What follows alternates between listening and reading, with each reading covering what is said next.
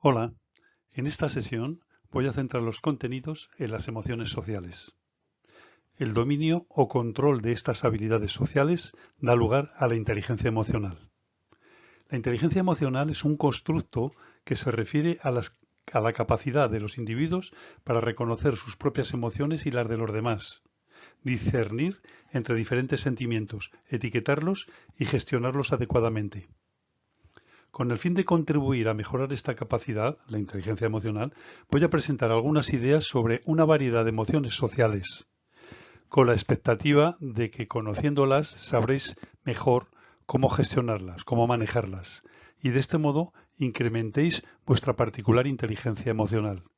Repito, la idea básica es que cuanto más amplio sea vuestro vocabulario emocional y la comprensión de algunos aspectos de las emociones, los tipos y variantes de cada emoción, los desencadenantes, la función evolutiva, la importancia social y personal, su gestión, su regulación, etc., mayor será nuestro conocimiento sobre las emociones y, por tanto, mayor nuestro bienestar emocional.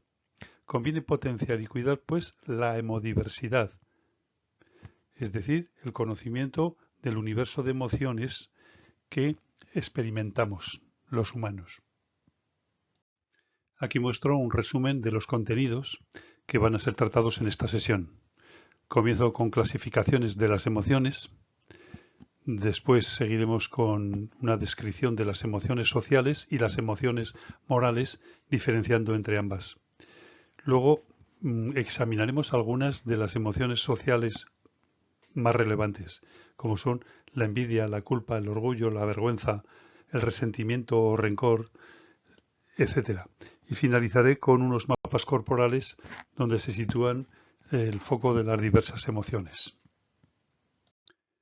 Para empezar, recordaré una frase célebre atribuida a Plutarco de Querona, quien fue un filósofo, historiador y moralista de origen griego que vivió del año 40 al 120 de la era cristiana. Dice así la frase: el conocimiento no es una vasija que se llena, sino un fuego que se enciende. Aquí voy a referirme al conocimiento acerca de las emociones sociales, lo que permitirá mejorar las relaciones sociales y las habilidades comunicativas, con todo lo que implica para el bienestar. Veamos una primera clasificación de las emociones en las que se encuentran incluidas emociones sociales según la valencia o signo emocional. Vemos las emociones básicas o primarias en la parte de arriba del árbol representacional, emociones básicas primarias a las que siguen emociones secundarias o derivadas, entre las que hay numerosas emociones sociales. Insisto en la idea, no es adecuado dividir las emociones en buenas o malas. En principio, todas las emociones cumplen una función útil para la supervivencia, por tanto todas son buenas. Todas aportan algún valor positivo desde un criterio funcional. Por otra parte, según la dimensión hedonista, también pueden clasificarse como agradables y desagradables, placenteras o displacenteras, etc. Las emociones sociales, al igual que las emociones básicas, no son exclusivas de los seres humanos. Veamos aquí algunos ejemplos que captan emociones sociales en los primates. Como vemos, hay relación de ternura, también el sentimiento de furia o ira, emociones como alegría y amor. En esta otra clasificación de las emociones sociales, que corresponde a Krenz y Craftsfield, vemos que en primer lugar se diferencia entre emociones primarias o básicas, como son alegría, tristeza, miedo, ira o enojo o cólera, también incluyendo el asco y la sorpresa. En segundo lugar tenemos emociones apreciativas, como el asombro, el humor, la admiración, estar deslumbrado o impresionado, quedar pasmado, sorprendido, etc.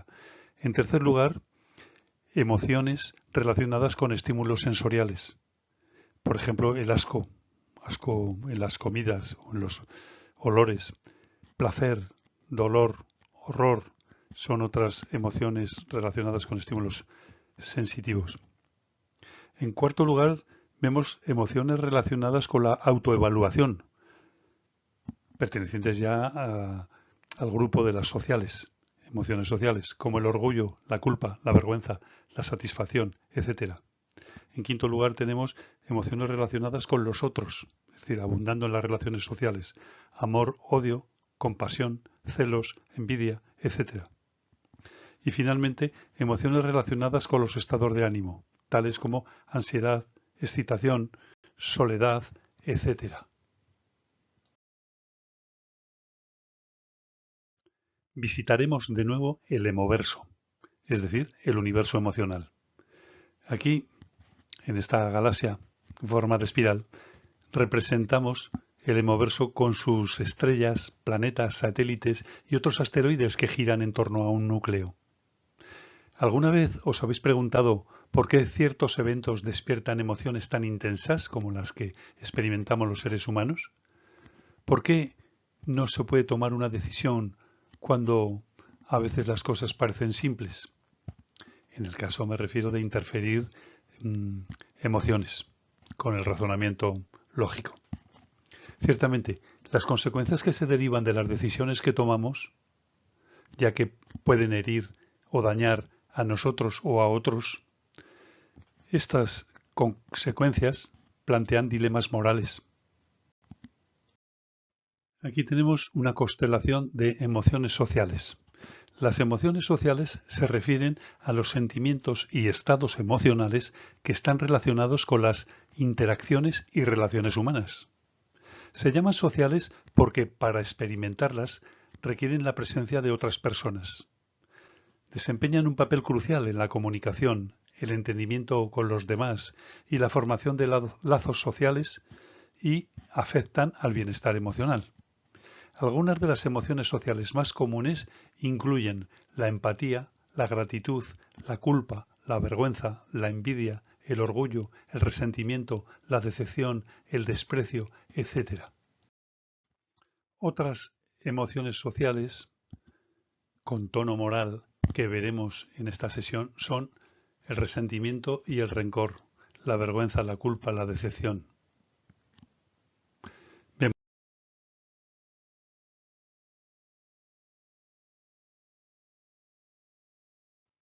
Las emociones sociales son las que se experimentan en la relación con otras personas. Surgen como consecuencia de la convivencia en determinados contextos sociales. Por ejemplo, la culpa, la vergüenza, la envidia, el orgullo, el resentimiento, la decepción, el desprecio, solo pueden surgir en convivencia con otros seres humanos. Naturalmente, las emociones sociales aparecen más tarde en el desarrollo evolutivo de la persona que las emociones primarias. Desempeñan un papel crucial en la comunicación, en el entendimiento con los demás y en la formación de lazos sociales, por lo que afectan al bienestar emocional propio y ajeno. Además, nos dan información de las situaciones grupales, nos advierten de que algo va mal o que va bien, son una guía de nuestro comportamiento y nuestra satisfacción o insatisfacción en la vida. Algunas emociones sociales juegan un papel importante en las decisiones morales o éticas, las que toman las personas, aquellas que tienen que ver con el sentido del bien y del mal que cada persona normal adopta. Digo así porque los psicópatas antisociales, personas amorales, no las tienen, carecen de ellas. La tríada oscura, por ejemplo, consta de 3 rasgos: narcisismo, maquiavelismo y psicopatía. Tienen estas personas que padecen la tríada oscura una visión egocéntrica del mundo, narcisismo, que se plasmará principalmente en una búsqueda activa de la propia satisfacción, minusvalorando a los demás, esto es maquiavelismo, y mostrando desprecio y desconsideración por las motivaciones ajenas y sociales, psicopatía. Comencemos con una emoción omnipresente en nuestra sociedad, la envidia. No obstante, se ha llamado uno de los 7 pecados capitales que caracterizan a nuestro país. La envidia se define como un complejo sentimiento displacentero caracterizado por sentimientos de inferioridad, de hostilidad y de resentimiento, que está relacionado con la percepción de injusticias y que suele ser producida por la toma de conciencia de que otra persona o grupo de personas disfrutan de una posesión deseada o de un objeto, ya sea de una posición social o de un atributo. Por lo tanto, la envidia se expresa mediante la percepción de injusticia, a veces de ambición o deseo de las pertenencias de los demás, y una animadversión o resentimiento hacia el envidiado. Esto implica que hay que distinguir entre el envidioso y el envidiado. La envidia surge cuando uno siente el deseo de poseer lo que otra persona tiene, es decir, sus posesiones, sus logros, sus cualidades, etc. Puede ser destructiva si no se maneja adecuadamente, ya que la persona experimenta una sensación de insatisfacción personal, de inseguridad y sentimiento de inferioridad con baja autoestima. Me refiero al envidioso. El primer paso para superarla es reconocer que se siente. Para hacernos una idea de lo envidiosos que podemos ser los seres humanos, voy a contaros, a describir brevemente, un experimento sobre la envidia que hizo el investigador Paul Krugman, un profesor de la Universidad de Princeton en Estados Unidos. Según Krugman, los humanos funcionamos por comparación con los otros. Tendemos a compararnos. El ámbito laboral suele ser un sistema piramidal, jerárquico, muy competitivo, razón por la que es un campo sembrado para la envidia entre compañeros. Krugman les preguntó a los sujetos de este experimento: ¿qué salario preferís? Y les dio 3 opciones. Una, ganar 2.800 euros al mes, sabiendo que vuestros colegas ganarán 4.300 euros al mes. Segunda opción, ganar vosotros 2.150 euros al mes, pero sabiendo que vuestros colegas ganarán 1.430 euros al mes. Tercera opción y última, ganar todos 2.500 euros al mes. A partir de las respuestas de los sujetos a este cuestionario, comprobó que el 80% de la gente prefería ganar menos, pero sabiendo que los demás no ganaban más que él. El problema surge cuando uno desea ganar más que los demás, que los otros. En caso contrario, en caso de que los demás ganen más que uno, se siente más infeliz. Es decir, si le informan que los otros son mejor valorados que él, entonces surge la envidia. Desde un punto de vista racional y egoísta, la primera opción, la de ganar 2.800 euros al mes, es la más ventajosa. Sin embargo, desde un planteamiento más solidario, deberían escoger la tercera opción, ganar todos 2.500 euros al mes. Sin embargo, la posibilidad de despertar envidia lleva a muchas personas a elegir la segunda opción. La conclusión que se derivó de este experimento es que preferimos tener menos y que los demás estén por debajo de nosotros, a tener más si los otros están por encima de nosotros. Así, la satisfacción no depende solo de lo que consigamos, no depende solo de alcanzar nuestros objetivos, sino también de que los demás hayan logrado menos éxitos que nosotros. Los investigadores también se han preguntado cómo reconocer al que siente envidia, es decir, cómo identificar al envidioso. En un experimento realizado en varios países del mundo, para así evitar el sesgo de cultura, haciéndolo transcultural o multicultural, se diluye. Se pidió a las personas en ese experimento que recordaran las experiencias en las que habían sentido envidia. En todos los relatos que recabaron estos investigadores aparecían características comunes. Describiré 4 de ellas. Una, el deseo y el anhelo hacia lo de los otros, lo que tienen los demás, produciendo una sensación de inferioridad, de frustración, de resquemor por no tenerlo. 2. Se hace responsable a los otros del propio enojo, del enfado por no tenerlo. 3. Sentimiento de culpabilidad. Uno se siente incapaz de no haberlo logrado. Y finalmente, el resentimiento hacia el mundo. Se culpa al mundo por la injusticia cometida. por la mala suerte o por no haber logrado sus objetivos. Pero además también señalan los investigadores que había otros factores que no siempre eran comunes, que eran característicos de algunas regiones o naciones y no de otras. Por ejemplo, desear o no que la otra persona fracase, o la admiración hacia la persona envidiada.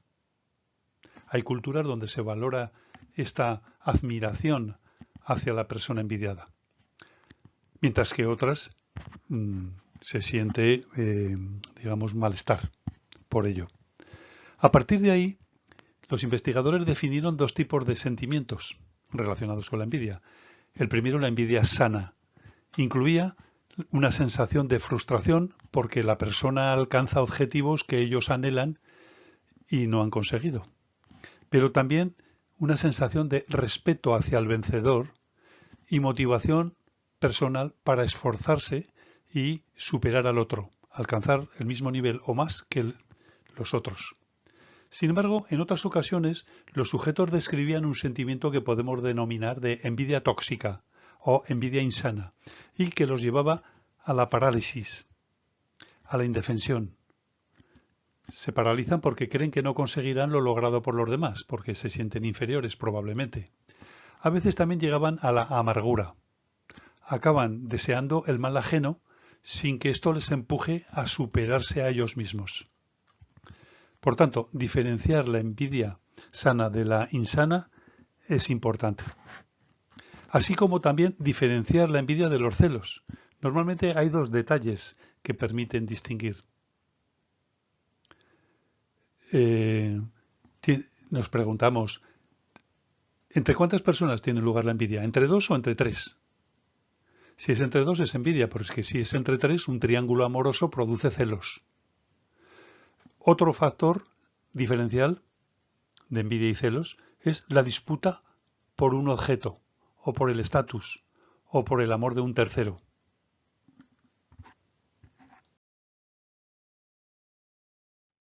Otra cuestión que también ha intrigado a los investigadores es si los animales sienten envidia. Por ejemplo, se ha estudiado al caso de los simios. ¿Sienten envidia también estos parientes o ancestros de los sapiens humanos? Sí, los simios también sienten envidia. Además, este mecanismo psicológico es, en muchos casos, en numerosos momentos, nuestro principal impulso vital, lo que impele a progresar. Da energía para superarse. Por eso, la selección natural ha favorecido el sentimiento de la envidia.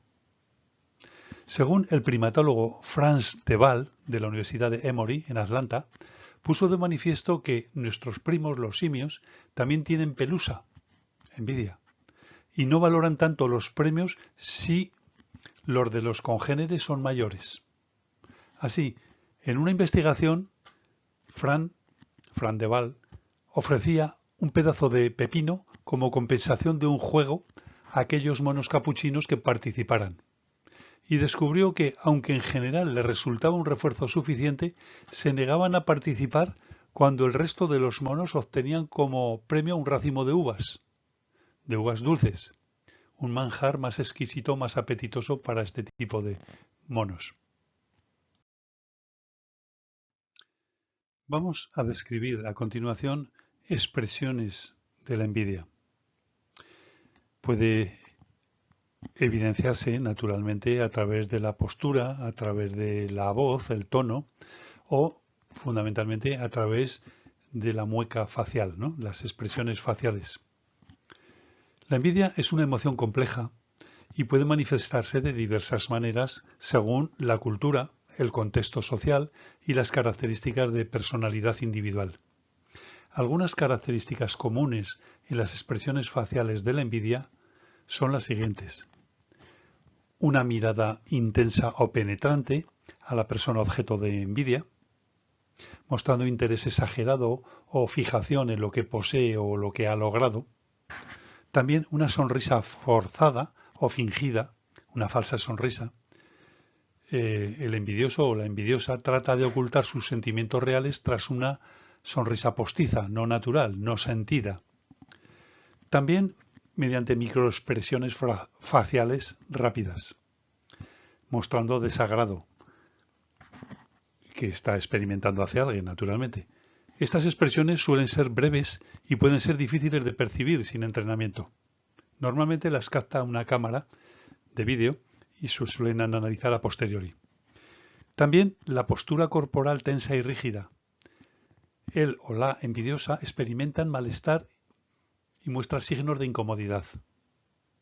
Por otra parte, se produce evitación de contacto visual directo, a veces, hacia la persona objeto de envidia, ya que se siente el envidioso avergonzado. Finalmente, la persona envidiosa puede estar constantemente comparándose con los demás y expresar verbalmente su deseo de tener lo que otros tienen. También se ha investigado acerca de los motivos para sentir envidia, es decir, qué factores desencadenan envidia. En un artículo publicado en la revista Psychology Today se enumeran los 7 principales motivos de las envidias más comunes entre los humanos. En primer lugar, el dinero. Se envidia por la cantidad de riqueza que tiene, uno u otro. En segundo lugar, el factor más valorado, más envidiado, es el estado sentimental, es decir, por la pareja. Si es más guapa, menos guapa, más inteligente, más competente, etcétera, etcétera. En tercer lugar, la fertilidad, el hecho de tener o no tener familia, descendencia. En cuarto lugar, el atractivo físico, la guapura. En quinto lugar, el peso corporal, si es el canon estético o si está sobredimensionado, sobrepeso, etcétera. En sexto lugar, el éxito profesional, ya sea en trabajo o por el desempeño o por habilidades sociales. Y finalmente, el éxito en las redes sociales. Una de las personas que probablemente más sufrió las envidias ajenas fue la malograda Marilyn Monroe, quien dijo la frase: "El éxito hace que mucha gente me odie". Abundando un poco más en los factores desencadenantes de envidia, los motivos que generan envidia. Entre estos, como vemos aquí, se muestran en la diapositiva, envidia en la infancia puede ser por algo tan simple como que tu helado es más apetitoso que el mío y por esto lo deseo. También en la moda y el vestir. Fíjate que lleva un vestido anticuado. Otro motivo es en el emparejamiento, cuando se descalifica a la pareja de otros o se hacen comentarios que no favorecen en absoluto. Otro es en el deporte, la rivalidad deportiva, cuando los seguidores o hooligan envidian, digamos, los resultados, los éxitos deportivos alcanzados por el equipo rival. También es estímulo desencadenante el éxito social de otros, cuando promocionan a un compañero de trabajo y uno piensa que ha hecho más méritos para ser él quien debería ser promocionado. El éxito social y en el trabajo pueden ir relacionados también. Es inagotable la fuente de desencadenantes de la envidia. Bien, hemos dicho que la envidia se ha instalado en el cerebro humano porque representa alguna ventaja adaptativa para la supervivencia de la especie, de nuestra especie. Entonces, ¿qué función evolutiva puede cumplir la envidia? ¿O qué función social? ¿O qué función para el desarrollo personal? La envidia es un sentimiento que tiene como objetivo azuzar nuestra motivación. Esto es, se demuestra porque solo envidiamos aquello que queremos conseguir, pero no estamos seguros de tener medios para lograrlo. Si algo está en nuestra lista de objetivos, de deseos, pero estamos seguros de que lo podemos alcanzar, nos da igual que el otro lo tenga. Lo que sí nos preocupa es que nosotros nos sintamos incapaces de conseguirlo. Ahí surge la envidia. Un reciente estudio publicado por los profesores Harris y Henniger de la Universidad de California en San Diego mostró este fenómeno al estudiar cómo cambia la desazón, el sentimiento de digamos, insatisfacción hacia los éxitos ajenos con la edad, conforme nos hacemos mayores. Los datos eran muy esclarecedores. Los jóvenes tienden a sentir más pelusa que las personas mayores, ya que tienen menos sensación de control sobre sus vidas. Al hacernos mayores, tenemos más sensación de llevar las riendas de nuestra vida. A partir de determinada edad, si queremos algo, probablemente ya lo habremos conseguido, y si no lo tenemos es porque hemos renunciado al esfuerzo que supone luchar para obtenerlo. La envidia es una estrategia, por tanto, que puede servir para empujarnos a dar lo mejor de nosotros mismos y buscar la superación. Es energizante. Este sería el uso saludable de la envidia. Si no tuviéramos envidia, si no experimentásemos esa sensación, nos sentiríamos mejor, pero seríamos menos competitivos. Probablemente uno de los aspectos de mayor interés en esta sesión sobre emociones sociales y emociones morales es aumentar nuestra educación emocional para aprender a gestionarla, controlarla, regularla de manera saludable. En este sentido, ¿cómo gestionar la envidia? Gestionar la envidia requiere autoconciencia, un esfuerzo continuado. Pero adoptar estas estrategias nos puede ayudar a manejar esta emoción de manera más constructiva y positiva. La envidia puede ser una emoción difícil de tratar, pero hay varias estrategias que podemos emplear para gestionarla de modo más sano desde el punto de vista del bienestar psicológico. El primer paso para gestionar la envidia es la autoconsciencia. Autoconsciencia de estar envidioso, de sentir envidia. En segundo lugar, entender por qué estamos sintiendo envidia. ¿Hay alguna inseguridad que nos hace experimentarla? ¿Tenemos miedo o deseo no satisfecho de que contribuya a sentir esa emoción? En tercer lugar, debemos intentar ponernos en el lugar de la persona a la que envidiamos, considerar sus logros desde su perspectiva y el camino y el esfuerzo que ha recorrido para lograr. La empatía puede ayudar a suavizar la envidia. En cuarto lugar, conviene no te compares con los demás. Enfócate en tus propios logros y tus metas. Ya tienes bastante con ocuparte de ti mismo para ocuparte de los demás. Por otra parte, en quinto lugar, practica la gratitud. Debemos tomarnos un tiempo para pensar en cosas por las que dar gracias acerca de lo que tenemos y no estar pensando en lo que no tenemos y deseamos. En sexto lugar, establecer metas alcanzables, metas acordes con nuestras posibilidades, realistas para uno mismo, y dirigir la energía, concentrar toda la energía hacia el crecimiento personal, en lugar de gastarla en la comparación constante con los demás.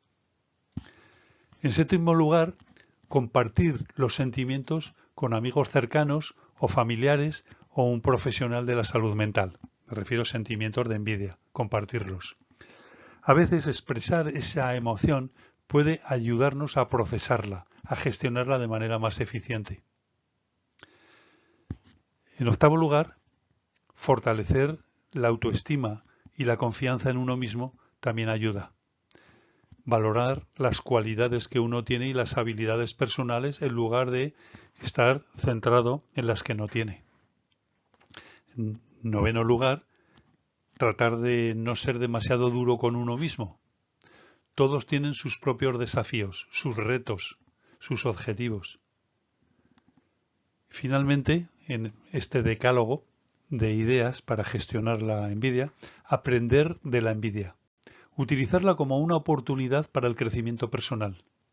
Es decir, podemos aprender a canalizar esos sentimientos de manera positiva, de manera que nos dé energía para superarnos a nosotros mismos.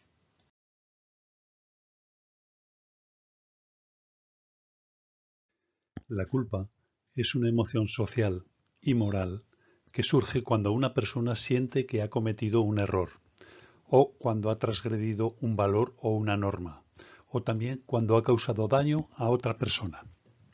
Se caracteriza por la autorreflexión negativa y el deseo de reparar o expiar la falta cometida.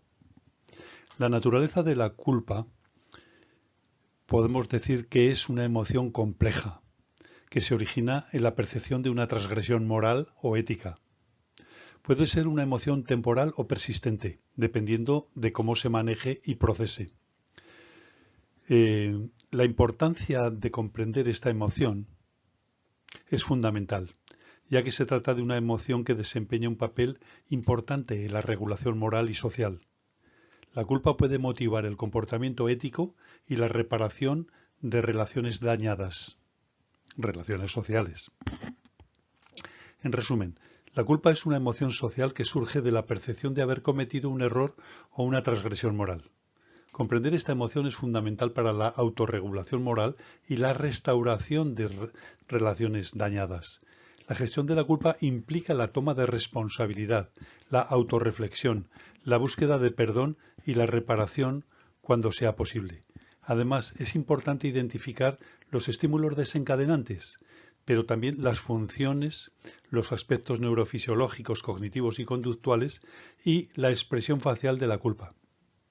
La culpa puede tener un impacto emocional significativo en las personas involucradas, por lo que su manejo y comprensión son fundamentales para el bienestar emocional y las relaciones saludables. Veamos ahora los aspectos neurofisiológicos, cognitivos y conductuales de la culpa. Comencemos con los primeros. Las emociones tienen un sustrato neural cerebral que empieza a discernirse gracias al uso de las técnicas de neuroimagen. La culpa involucra la activación de áreas cerebrales relacionadas con la empatía, como la corteza prefrontal y la ínsula. Estas áreas están implicadas en la evaluación de las consecuencias que se derivan de nuestras acciones o comportamientos.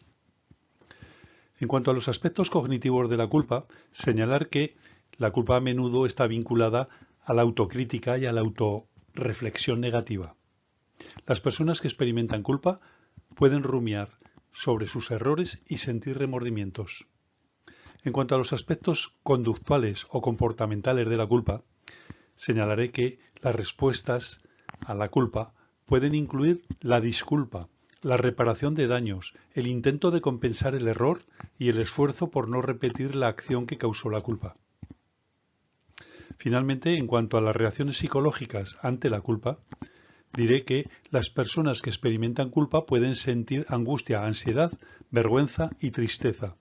También pueden experimentar el deseo de corregir su error y la necesidad de buscar perdón de los afectados. Aquí se muestran expresiones faciales del sentimiento de culpa en algunos personajes famosos. Como vemos, la expresión facial de la culpa puede variar de persona a persona, pero a menudo incluye miradas de tristeza, evitación de contacto visual y una postura encorvada que denota sumisión. Respecto a los estímulos desencadenantes de la culpa puede ser desencadenada por una gran variedad de situaciones, como por ejemplo incluye mentir, herir los sentimientos de otros, incumplir promesas o no cumplir con los estándares éticos y personales. Desde el punto de vista jurídico, según el Código Penal vigente, existen diferentes tipos de culpa.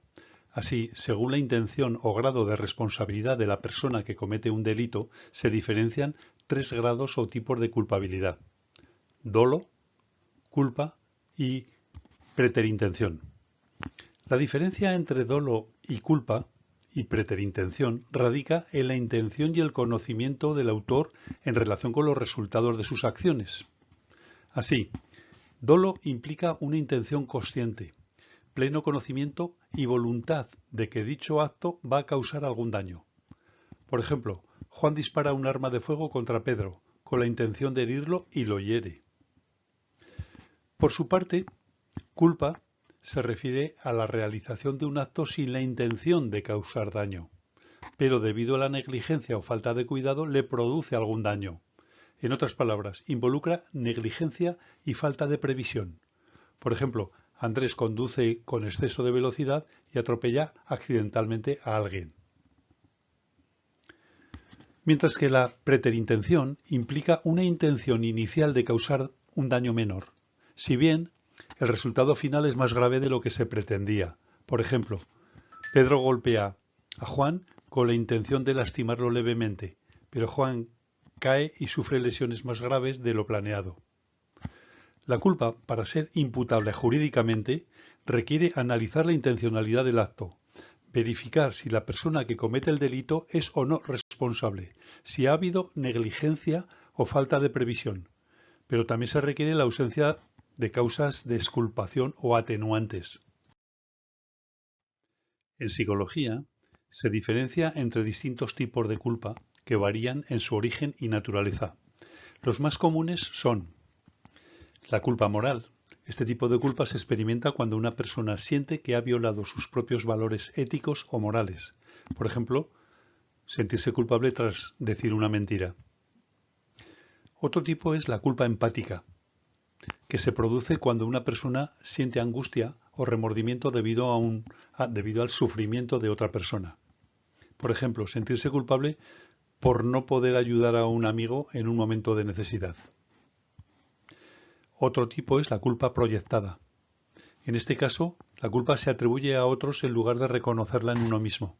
Por ejemplo, culpar a un compañero de trabajo por un error que en realidad fue propio. Otro tipo es la culpa residual, que es la que persiste a lo largo del tiempo incluso después de haber tomado medidas para enmendar la situación. Por ejemplo, sentirse culpable durante años después de haber herido los sentimientos de alguien en el pasado. Otro tipo es la culpa patológica. Este tipo de culpa es excesiva y desproporcionada en relación con el error cometido. Puede llevar a una autoevaluación negativa y afectar la autoestima. Por ejemplo, sentir una culpa abrumadora por un error menor. Otro tipo de culpa es la culpa por omisión. Uno se siente culpable por no haber actuado o intervenido en una situación en la que cree que debería haberlo hecho. Por ejemplo, no haber ayudado a una persona que estaba en peligro o sentir una culpa abrumadora por un error menor. Finalmente tenemos la culpa por omisión, por comisión. En contraste con la culpa por omisión, se produce cuando se siente culpable por haber tomado parte en una acción que se considera un error. Por ejemplo, sentirse culpable por haber tomado una decisión que tuvo consecuencias negativas. Como vemos, cada tipo de culpa tiene sus propias características y específicos desencadenantes. La culpa puede ser una emoción útil cuando motiva a las personas a corregir errores y a actuar éticamente, pero también puede ser perjudicial cuando es excesiva o injustificada. La comprensión de estos tipos de culpa que acabamos de señalar es importante para abordar adecuadamente la responsabilidad personal y las relaciones interpersonales. Entonces nos preguntamos, ¿qué funciones cumple la culpa? La culpa satisface diversas funciones, como por ejemplo la regulación del comportamiento. No hago eso para no sentirme culpable. La emoción de la empatía. Me pongo en esos zapatos de otros. Me pongo en los zapatos de otros para ver su punto de vista y de ese modo minimizar mi crítica. Pero también para la reparación de relaciones dañadas cumple función. También puede funcionar como una señal de que es necesario aprender de los errores. ¿Cómo podemos gestionar la culpa? La gestión de la culpa implica la responsabilidad personal, asumirla, y la toma de medidas para enmendar la situación. Reparación del daño causado, si es posible, claro. Tener propósito de la enmienda, arrepentimiento, es decir, implica expiación de la culpa y perdón. También es importante aprender a perdonarse a uno mismo y buscar el apoyo de otras personas cuando sea necesario. tiene efectos sobre el culpabilizado, como hemos señalado. La culpa puede tener efectos muy diversos en la persona culpable y en la persona afectada, el culpabilizado. En la persona culpable puede llevar a la autorreflexión y a la reparación, mientras que en la persona afectada puede generar resentimiento, pero también puede ser una oportunidad para la reconciliación y el perdón. Pasaré a examinar otra emoción social, el orgullo. El orgullo es una emoción social que se caracteriza por una sensación de satisfacción y autoestima positiva debido a los logros personales, a la identidad, a las habilidades o a la afiliación a un grupo. Se manifiesta como una valoración positiva de uno mismo. El orgullo, que a menudo se asocia con la autoafirmación y la satisfacción personal. La naturaleza del orgullo puede decirse que es una emoción positiva que puede surgir de la valoración personal, la autoafirmación o la realización de haber conseguido objetivos, y puede ser una emoción duradera que influye en la percepción de uno mismo y en la autoestima. En cuanto a la importancia de comprender esta emoción, debo señalar que el orgullo es esencial para la construcción de la autoestima y la motivación personal. Además, puede influir en las relaciones interpersonales y en la forma en que una persona se relaciona con su entorno. Lo contrario de estar orgulloso es experimentar vergüenza o estar avergonzado de sí mismo. O incluso también podría ser un antónimo, un opuesto, la humildad a las relaciones saludables. La humildad es una cualidad que se caracteriza por la modestia, la ausencia de arrogancia y la capacidad de reconocer las propias limitaciones. La humildad implica un reconocimiento de que nadie es perfecto y que todos somos susceptibles de cometer errores. También hay diferentes tipos de orgullo. Estos pueden variar en su naturaleza y su manifestación. Así, por ejemplo, el orgullo personal, que se relaciona con los logros y satisfacciones de uno mismo.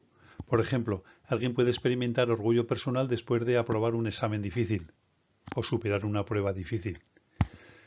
El orgullo de grupo deriva de la afiliación a una comunidad, a una cultura, a un equipo deportivo, o a una nación o a cualquier otro grupo. Por ejemplo, estar orgulloso de ser aragonés. El orgullo profesional, asociado con el éxito y los logros de la carrera o profesión. Por ejemplo, un médico siente orgullo profesional por salvar vidas y dar atención sanitaria. También está el orgullo parental. Los padres pueden sentir orgullo por los logros y el desarrollo de sus hijos.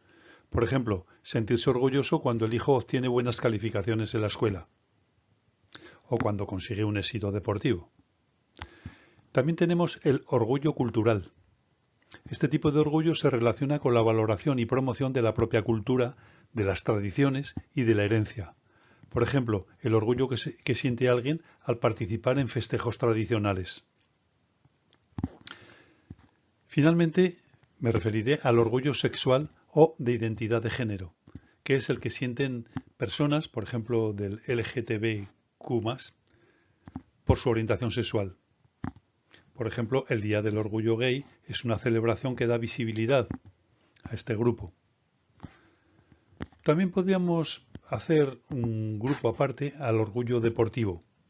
Los fanáticos de un equipo, cuando su equipo gana una competición, pueden mostrar un estado muy apasionado. Por ejemplo, al ganar la Champions League.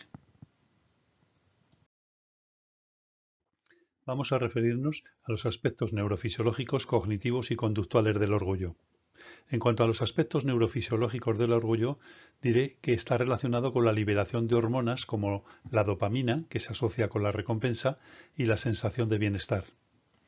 El circuito de recompensa cerebral es un complejo neuronal que permite sentir y experimentar sensaciones de placer o gratificación en respuesta a ciertos estímulos.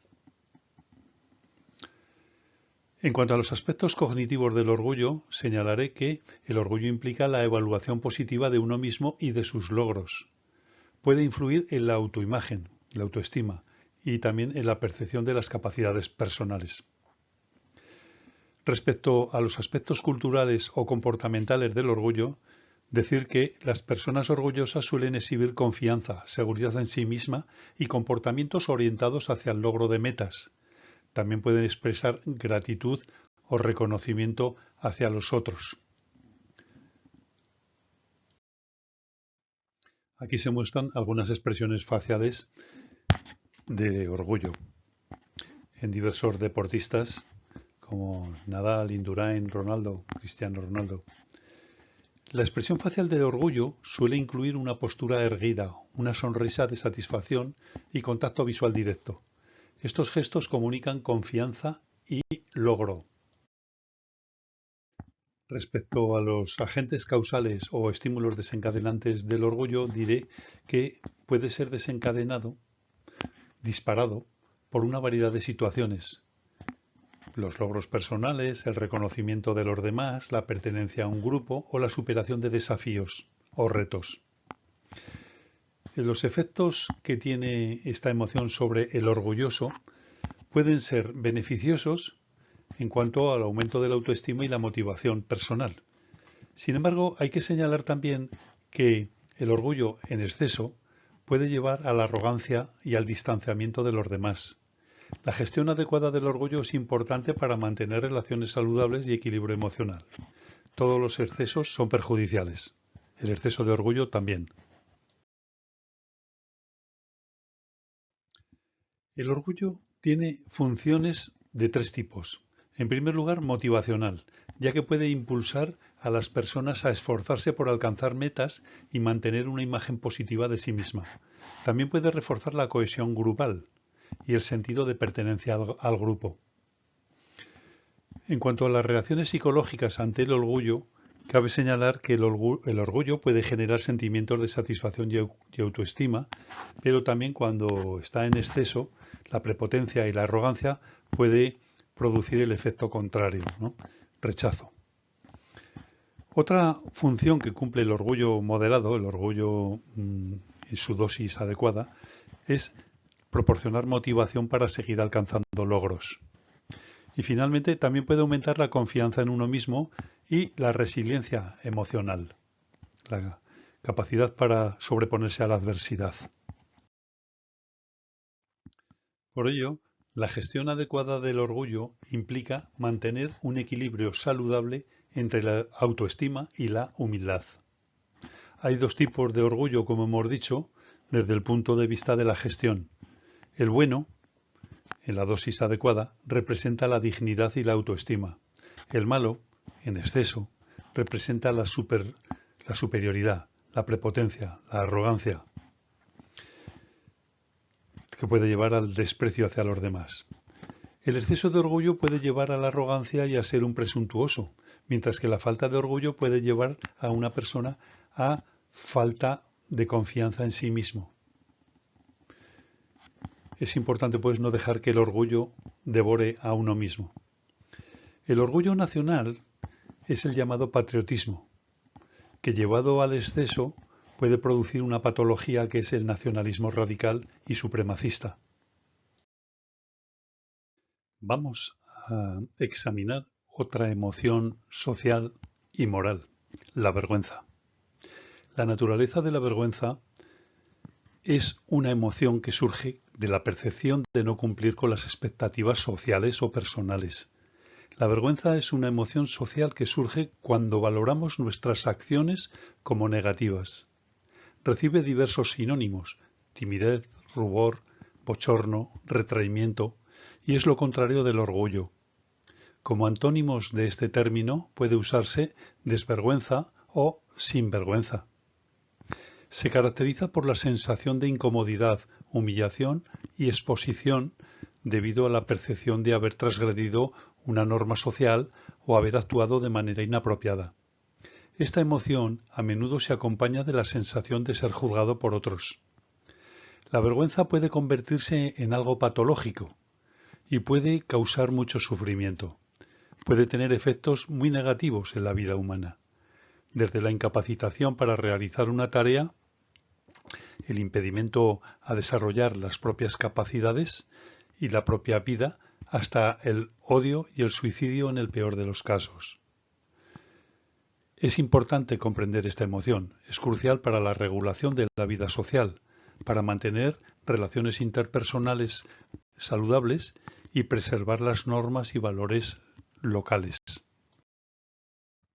La expresión facial de la vergüenza suele incluir el enrojecimiento facial y la evitación del contacto visual. Estos gestos comunican incomodidad y humildad, mirada hacia abajo. En las fotos de la diapositiva vemos diversas personas cómo se come las uñas o se tapa la boca, una de ellas, cómo evita el contacto visual, otra. En otras se produce sonrojo o rubor. Finalmente, en otra se oculta su rostro. En todas ellas se muestra una sensación incómoda.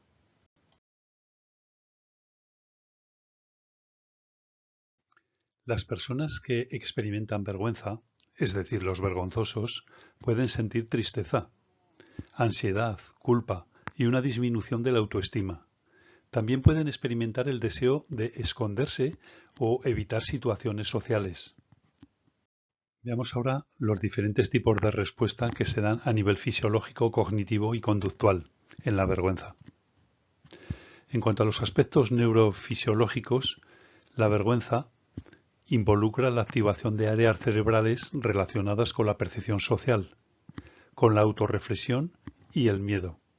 Estos procesos pueden llevar a respuestas fisiológicas como descarga de adrenalina, que produce rubor, enrojecimiento de la piel o ponerse la cara colorada, y un aumento de la frecuencia cardíaca.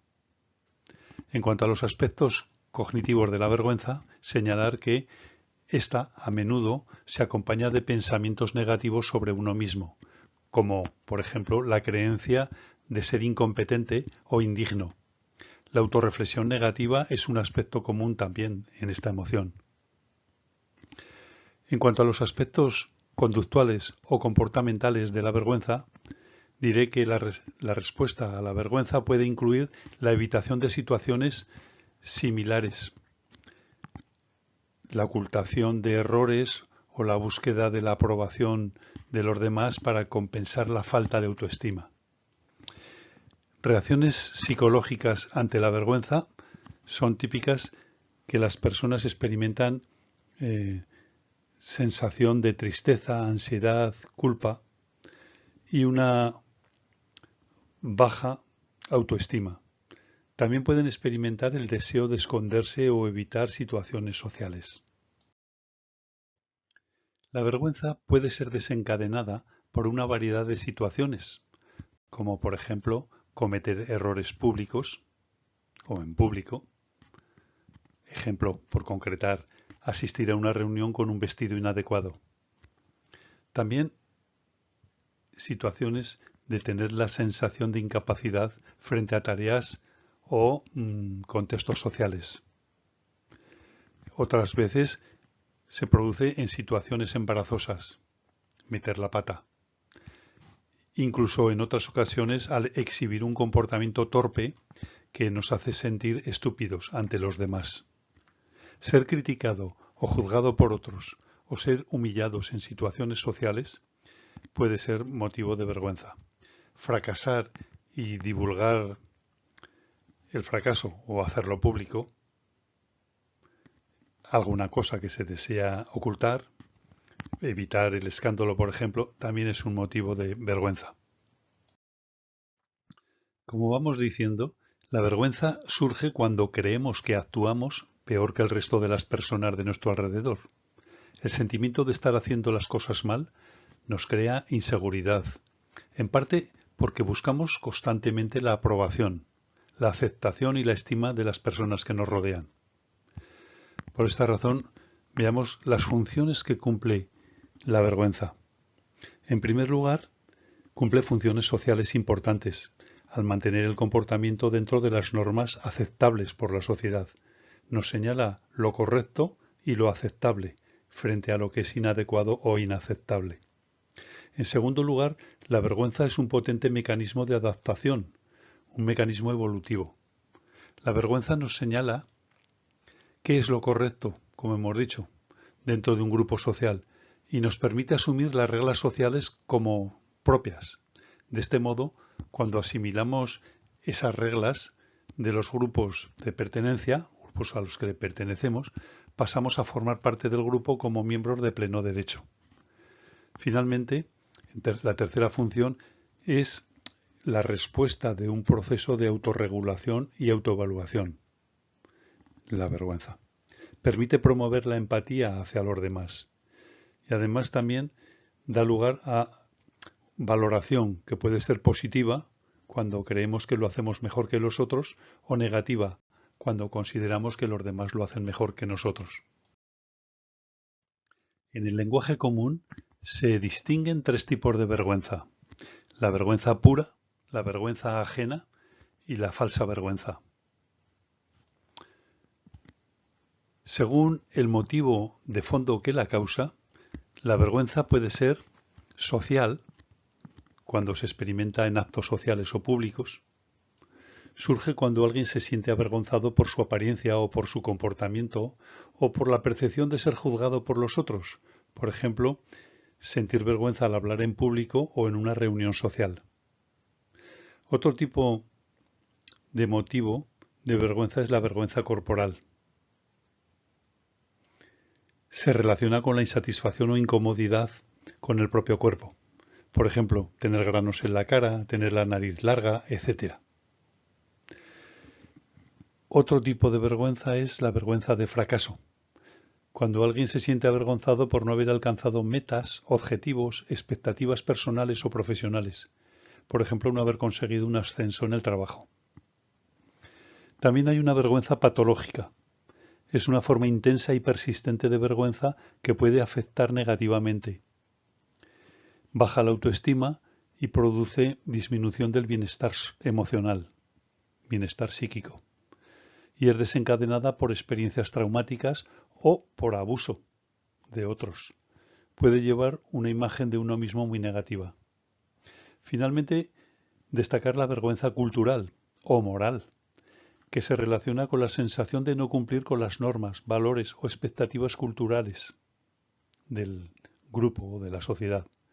Sentirla por no seguir las tradiciones familiares o religiosas. También hay una vergüenza de vulnerabilidad, cuando alguien se siente avergonzado por mostrar, por exhibir las emociones propias o por pedir ayuda. Finalmente, diré que hay una vergüenza de género o de identidad, cuando se siente uno incómodo debido a su identidad de género o debido a la orientación sexual. A veces, por vergüenza, se puede llegar a desarrollar trastornos de la personalidad en sociedad. Hay que diferenciar la vergüenza de la timidez y del trastorno de ansiedad social. Ser tímido, vergonzoso, introvertido, retraído, cohibido no son trastornos emocionales, trastornos mentales. La timidez y la introversión son rasgos normales de personalidad. Suele sentirse incómoda o insegura la persona tímida en situaciones sociales nuevas o con desconocidos. Por ello evitarán el contacto visual.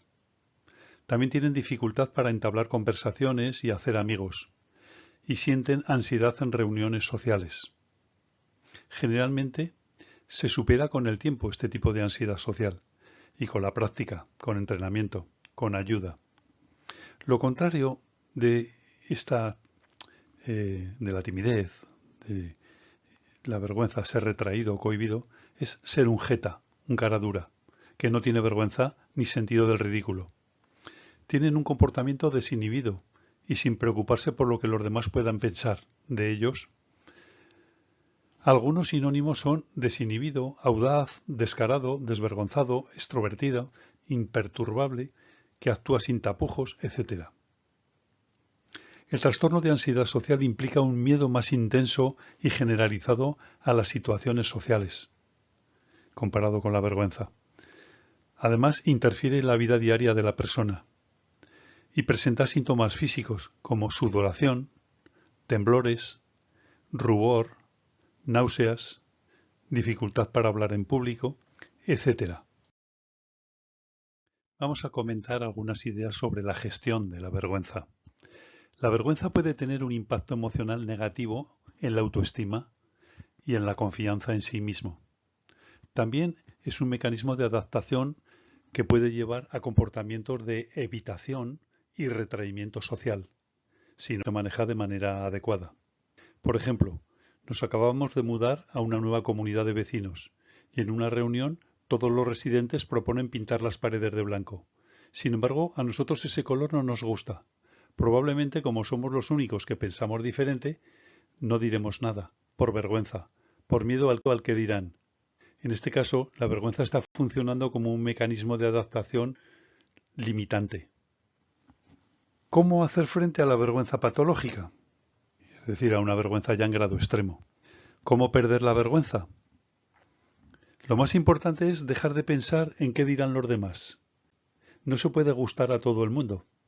Aceptarse a sí mismo tal como eres, con tus virtudes y tus defectos, asumir que pensar, sentir o actuar de forma diferente a los demás no te hace peor, solo te hace diferente, es muy importante para superarla.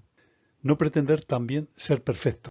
La vergüenza es autocrítica y surge de creernos que no somos los mejores en nuestro contexto, que estamos por debajo del promedio. Esto, sin considerarse la perfección, tampoco hay que considerarse el más bajo del escalafón. Exponerse poco a poco, gradualmente, a situaciones de las que se siente menos vergüenza, a otras en las que la persona experimenta más vergüenza, también es una manera de ir superándola. Finalmente, pedir ayuda. Si la vergüenza es limitante y hace que no puedas desempeñar tus actividades del día a día con normalidad, que no te sientes igual que los demás, te sientes inferior, necesitas ayuda. Has de tomar conciencia de que ni eres más ni eres menos que los demás, simplemente eres diferente. Repasemos ahora otra emoción social importante, el desprecio. El desprecio se caracteriza por una sensación de superioridad, de desvalorización de los demás y desdén hacia otra persona o grupo. Implica la creencia de que el objeto del desprecio es indigno, es inferior o insignificante comparado con los demás. El desprecio es una emoción social compleja que suele surgir de la interacción de factores personales, factores sociales y factores culturales. En el desprecio, el emisor hace sentir inferior al receptor, promoviendo, a veces, su exclusión social y suele generar una sensación de desaprobación de un individuo o de un grupo. También podemos despreciar hechos, por ejemplo, el terrorismo, el holocausto, etc. También despreciar objetos, un arma de fuego, un arma blanca, la droga, el alcohol, etc. Comprender el desprecio es crucial en las interacciones sociales, ya que puede tener un impacto significativo en las relaciones personales y profesionales. La falta de empatía y el menosprecio pueden generar conflictos y dañar la autoestima de las personas afectadas. Veamos algunas expresiones faciales de desprecio en esta diapositiva. Esta emoción puede manifestarse en forma de gestos, palabras o actitudes. Suele haber tensión y movimiento ascendente unilateral de una punta a un extremo de los labios. También los ojos suelen estar centrados o fijados en la persona despreciada y la cabeza ligeramente ladeada. ¿Cómo es una mirada de desprecio? Miren la cara de Sofía Loren en esta diapositiva. ¿Qué pasaba por la cabeza de la célebre actriz italiana Sofía Loren en ese momento de la fotografía? ¿Reconoces la emoción que expresa su rostro? ¿Sentía envidia o desprecio ante el generoso escote de la exuberante Jane Mansfield? La característica más visual que permite reconocer el desprecio en una persona es la asimetría de su rostro, Esta emoción se relaciona con el poder y el estatus social, ya que quien expresa desprecio suele sentirse superior a todo cuanto le rodea. La expresión facial del desprecio se caracteriza por un ligero alzamiento de una comisura de los labios, a menudo acompañado de un ceño fruncido. Esta expresión puede ser sutil, pero reveladora de la emoción. Vamos a comentar los aspectos fisiológicos, cognitivos y conductuales del desprecio. El desprecio activa regiones del cerebro relacionadas con la emoción y la percepción social, como son la amígdala y la corteza prefrontal. Estas áreas están involucradas en la evaluación de la amenaza y el estrés. En cuanto a las respuestas fisiológicas, decir que se produce un aumento del ritmo cardíaco y de la respiración, del ritmo respiratorio, que suele producir manos frías, sudor, también liberación de hormonas del estrés, como el cortisol y la adrenalina. En cuanto a los aspectos cognitivos del desprecio, suele estar vinculado a la atribución de características negativas o desvalorizantes hacia la persona o grupo objeto de desprecio. Esta atribución puede ser distorsionada y basarse en estereotipos o prejuicios. Finalmente, respecto a los aspectos conductuales o comportamentales del desprecio, diré que las conductas pueden variar desde comentarios despectivos y actitudes de menosprecio y trato denigrante, o desaires o humillación, hasta el rechazo y la exclusión social.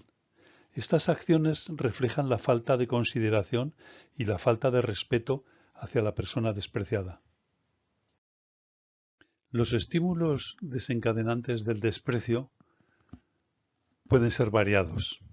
Diversas situaciones, así como diferencias culturales, o por razones políticas, o por razones religiosas o sociales, así como por la percepción de incompetencia o deshonestidad en los otros.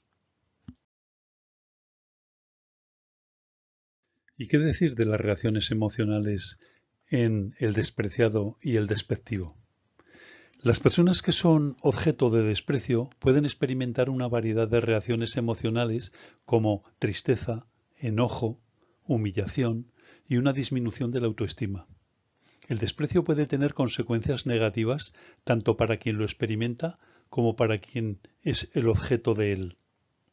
En el despreciativo, el desprecio le puede generar una sensación de satisfacción momentánea, pero a medio o largo plazo afectará su sensación de bienestar emocional, en cuanto tome conciencia. También puede contribuir a que se formen una imagen negativa de él los demás e impedir relaciones sociales satisfactorias. Al despreciado se le pueden causar heridas emocionales. También puede promover polarización social y dañar la autoestima. El desprecio puede tener varias funciones. Satisface funciones tales como establecer jerarquías sociales, o bien proteger la propia autoestima y reforzar la identidad del grupo. También puede utilizarse como una forma de expresar desacuerdo o desaprobación hacia otros. Existen diferentes tipos de desprecio que pueden variar en intensidad y en el contexto en que se dan, en el que se producen. Así, el desprecio de género es aquel que se centra en menospreciar a personas que tienen un género específico. La forma de sexismo suelen adoptar, como por ejemplo la misoginia, la misandria, y se basa en el estereotipo y prejuicio de género. También existe el desprecio en las relaciones de pareja. Puede manifestarse a través de actitudes condescendientes, a través del sarcasmo hiriente, o menosprecio hacia la pareja. Es perjudicial para la salud emocional de las personas, especialmente para el despreciado. Se siente inferior, baja su autoestima, produce depresión. Otro tipo es el desprecio racial o étnico, que se refiere a la desvalorización de individuos o grupos basada en su raza o etnia. Se manifiesta en forma de racismo, xenofobia, odio racial y tiene graves implicaciones sociales. Otro tipo es el desprecio en el entorno laboral. aquel que surge de actitudes despreciativas hacia colegas o subordinados o superiores. Afecta negativamente al clima laboral y la colaboración entre empleados. El desprecio profesional o académico se relaciona con el menosprecio de las habilidades, conocimientos o logros de alguien en su campo profesional o académico, y se manifiesta mediante críticas despectivas, burlas, etc. Otro tipo es el desprecio institucional. Se refiere al menosprecio o desdén hacia una institución o entidad, como una empresa, una organización gubernamental, una entidad religiosa. Puede manifestarse a través de las críticas generalizadas o a través de la desconfianza o falta de respeto hacia la entidad en cuestión. El desprecio político, que involucra actitudes negativas hacia personas o grupos debido a sus opiniones políticas o afiliaciones partidistas, puede dar lugar a polarización, a conflictos en la esfera política, así como a estigmatización o discriminación o violencia hacia un particular partido político.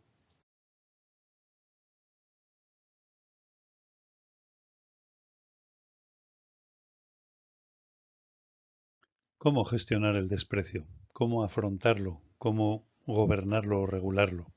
La gestión del desprecio implica el desarrollo de la empatía y la comunicación efectiva. Es importante reconocer y controlar esta emoción para evitar dañar las relaciones sociales, las relaciones con los demás, y promover un ambiente de respeto y de comprensión mutua. Comprender esta emoción es esencial para fomentar relaciones sociales saludables y para promover un ambiente de respeto en general. La gestión del desprecio implica el desarrollo de la empatía y la comunicación efectiva. Vamos a continuación a dar un vistazo al resentimiento y al rencor, estas dos emociones aflictivas. El resentimiento es un sentimiento persistente de amargura, enojo, hostilidad hacia alguien debido a una percepción injusta o de injusticia, agravio o traición. Suele ocurrir de una mala gestión de la ira, de callar y no decir lo que a uno le molesta, y tragárselo todo. Luego, a medio plazo, esa ira reprimida puede convertirse en resentimiento. A diferencia del rencor, que implica un deseo activo de venganza, el resentimiento generalmente implica sentimiento pasivo de amargura y enojo. Las reacciones psicológicas ante el rencor pueden ser intensas y destructivas. Las personas que albergan rencor a menudo experimentan ira, ansiedad, depresión y estrés crónico. El rencor también puede llevar a la pérdida de empatía hacia los demás y contribuir a la perpetuación de conflictos. Comprender y gestionar el resentimiento es de suma importancia en la vida cotidiana, ya que puede tener efectos negativos tanto en el bienestar emocional de la persona que lo experimenta como en sus relaciones interpersonales. Las expresiones faciales asociadas al resentimiento o al rencor suelen incluir ceño fruncido, miradas hostiles y tensión de los músculos faciales. Estos signos pueden ser sutiles, pero a menudo comunican claramente el malestar de la persona que los experimenta. Esta expresión facial es bastante parecida a la de la ira o a la del enojo. Trataremos ahora con los aspectos neurofisiológicos, cognitivos y conductuales del resentimiento. En cuanto a los aspectos neurofisiológicos del resentimiento, diremos que involucra la activación del sistema nervioso simpático que prepara al cuerpo para lidiar con situaciones estresantes.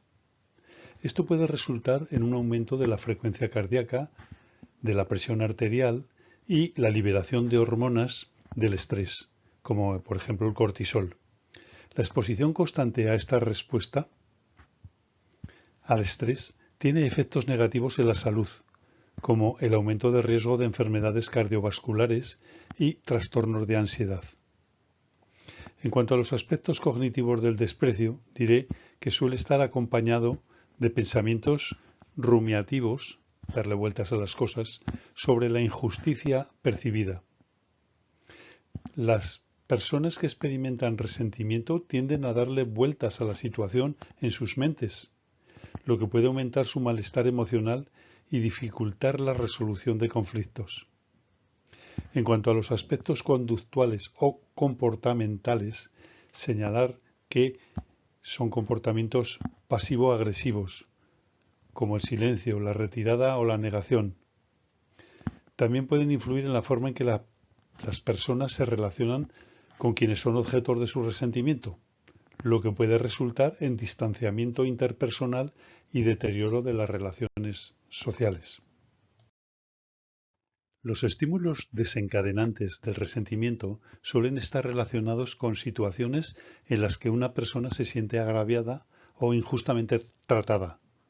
Esto puede incluir desde situaciones aparentemente menores, como por ejemplo sentirse excluido de un grupo social, hasta agravios más severos, como la traición de un amigo, o la deslealtad, o la discriminación en el lugar de trabajo, etc. El resentimiento no es solo de una clase. Hay diferentes variedades o tipos de resentimiento que las personas adoptan. En primer lugar, tenemos el resentimiento interpersonal. Este es uno de los más comunes, más frecuentes. Surge en situaciones donde una persona siente o percibe que ha sido tratada injustamente por un amigo, una pareja, un miembro de la familia, un colega, etc. El resentimiento interpersonal a menudo está relacionado con conflictos no resueltos o heridas emocionales. Otro tipo es el autorresentimiento. Efectivamente, a veces el resentimiento se dirige hacia uno mismo. Esto puede ocurrir, por ejemplo, cuando una persona se siente culpable o cuando se siente avergonzada por sus propias acciones pasadas, lo que da lugar a una auto-hostilidad y sentimientos de amargura, rechazo hacia sí misma. Un tercer tipo de resentimiento es el social o grupal. Este puede surgir en comunidades o culturas o grupos étnicos que sienten que han sido históricamente o sistemáticamente oprimidos o discriminados, por ejemplo, entre los gitanos, entre los judíos, etc. Puede dar lugar a movimientos de justicia social, integración racial, por ejemplo, y esfuerzos para abordar la desigualdad, por ejemplo, la desigualdad racial. En cuarto lugar tenemos el rencor narcisista, cuando una persona se siente agraviada debido a una amenaza percibida contra su ego o autoestima, o cuando siente que su autoimagen ha sido amenazada. Otros tipos, finalmente, de resentimiento son el familiar, como consecuencia de divorcios o conflictos o disputas por herencias, etcétera, etcétera. Otro tipo es el laboral, el resentimiento contra un colega que se arroga méritos indebidamente, por ejemplo, etcétera, etcétera. El resentimiento puede cumplir varias funciones en la vida de las personas. En primer lugar, sirve como una especie de mecanismo de defensa que ayuda a las personas a lidiar con situaciones de injusticia al permitirles expresar su enojo y su frustración. También puede funcionar como una forma de mantener un sentido de justicia personal, lo que puede ser útil para promover un cambio social positivo. Sin embargo, cuando el resentimiento se vuelve crónico o cuando es excesivo, puede ser perjudicial para uno mismo. Aunque puede tener funciones positivas como la defensa de la injusticia personal, su cronicidad o intensidad excesiva puede tener efectos negativos en la salud y en las relaciones personales de la propia persona resentida. Vamos a ver cómo gestionarlo, cómo afrontarlo, cómo regular el resentimiento. Las reacciones psicológicas ante el rencor, es decir, los efectos, pueden ser intensos y destructivos. Puede tener un impacto negativo en la salud mental y emocional, así como en la calidad de vida. Las personas que albergan rencor a menudo experimentan ira, ansiedad, depresión y estrés crónico. El rencor también puede llevar a una comunicación deficiente, a la pérdida de la empatía hacia los demás y contribuye a la perpetuación de conflictos. No los resuelve, los agrava. El rencor consume tiempo y energía, lo que dificulta la concentración en otras tareas, que también son importantes para la vida. El resentimiento crónico es un factor limitante que suele volverse contra uno mismo.